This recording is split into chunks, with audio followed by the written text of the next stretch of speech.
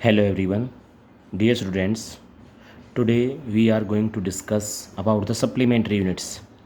प्यारे बच्चों, supplementary units आपकी दो प्रकार की होती हैं, radian and steradian.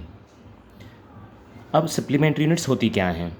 Supplementary units हमारी डायमेंशनलेस यूनिट्स होती हैं जिनकी कोई डायमेंशन नहीं होती, जिन्हें हम यूज करते हैं बेस यूनिट्स के साथ और क्या बनाने के लिए, डेराइव्ड यूनिट्स बनाने के लिए इंटरनेशनल सिस्टम में। तो टू टाइप्स ऑफ यूनिट्स हैं हमारी supplementary, radian and steradian. Radian हमारी यूनिट है प्लेन एंगल की और स्टेरेडियन यूनिट है हमारी सॉलिड एंगल की। अब now we will discuss the radian. Radian होता क्या है? प्यारे बच्चों, रेडियन जैसे कि यूनिट प्लेन एंगल की है, तो रेडियन वो एंगल होता है जिसे जब हम सर्कल पे ट्रेवल करते हैं तो ट्रेवल करने के दौरान जो उसकी लेंथ होती है, अर्क लेंथ बनाती है, किसके साथ? रेडियस ऑफ द सर्कल के साथ। कब? जब उस अर्क लेंथ की दूरी, उस अर्क की लेंथ उस सर्कल के रेडियस के बराबर होती है, दैट इज कॉल्ड रेडियन। तो जब अर्क की लेंथ उस सर्कल के रेडियस के बराबर हो जाएगी तो अर्क लेंथ और रेडियस के बीच में जो एंगल बनता है, that angle is called radian angle. अभी हम ये भी पढ़ेंगे रेडियन में कितनी डिग्री वैल्यूज होती हैं। अब वन रेडियन वैल्यू को निकालेंगे कैसे? Denoted by theta L by R, arc length upon में radius. Our next supplementary unit is steradian. Steradian unit हमारी होती है सॉलिड एंगल की। अब सॉलिड एंगल पे क्या बात करेंगे? किसी भी स्फेरिकल पार्ट पे ट्रेवल करने के दौरान जब हम उस स्फीयर पे ट्रेवल करेंगे तो जिस पॉइंट पे जाके जब हमारा उस स्फीयर पे ट्रेवल करने के दौरान उसका एरिया, उस स्फीयर पे ट्रेवल करने के दौरान हमारा एरिया किसके बराबर हो जाएगा? उस स्फीयर के रेडियस के स्क्वायर के बराबर हो जाएगा। तब उस एरिया के द्वारा उस रेडियस के साथ बनाए हुए एंगल को हम क्या बोलते हैं? Steradian angle, which is the unit of solid angle. तो हमने लिखा है सॉलिड एंगल कहाँ बनता? सबटेंडेड, झुका हुआ, at the centre of sphere, किसी स्फीयर के सेंटर पे बनता है। और कौन बनाता है? सरफेस बनाता है, जो सरफेस हमारा स्फीयर का। कब? Which is equal in area, जब उसके एरिया की वैल्यू इक्वल हो जाती है, किसके equal?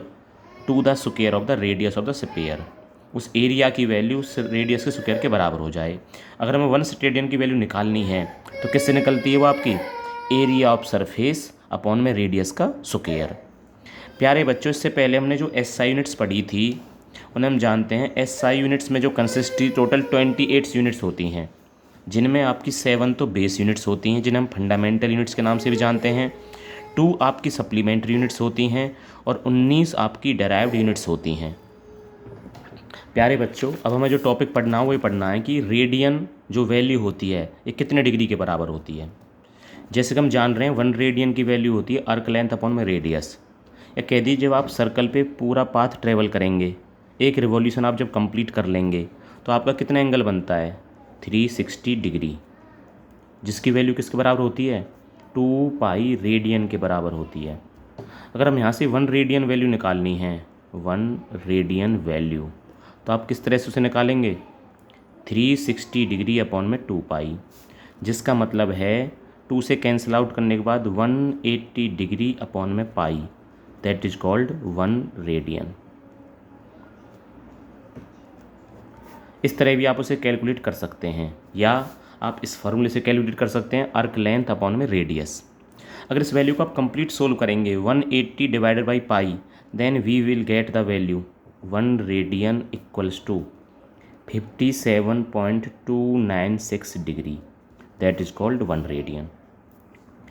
Our next unit is steradian. अब स्टेरेडियन वैल्यू कैसे निकलती है? जिसको आपने बताया था एरिया ऑफ सरफेस अपॉन में आर स्क्वायर, रेडियस का square. By this formula we can calculate the steradian value in किस एंगल में? डिग्रीज एंगल में। कितने डिग्रीज आपका एंगल बनेगा? जब आपके सरफेस स्फीयर पे ट्रेवल किए हुए सरफेस का एरिया उस स्फीयर के रेडियस के स्क्वायर के बराबर हो जाता है।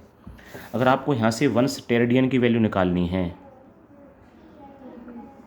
1 स्टेरेडियन वैल्यू निकलती है आपकी जो रेडियन की वैल्यू होती है उसका स्क्वायर। तो वैल्यू क्या बनेगी? जिसे हम कह सकते हैं यहाँ पे 180 बाई पाई का स्क्वायर, जिसे आप सोल्व करेंगे तो वैल्यू आपकी निकल के आती है 3282.8 डिग्री स्क्वायर। ये वैल्यू जो होता है आपकी रेडियन एंड स्टेरेडियन।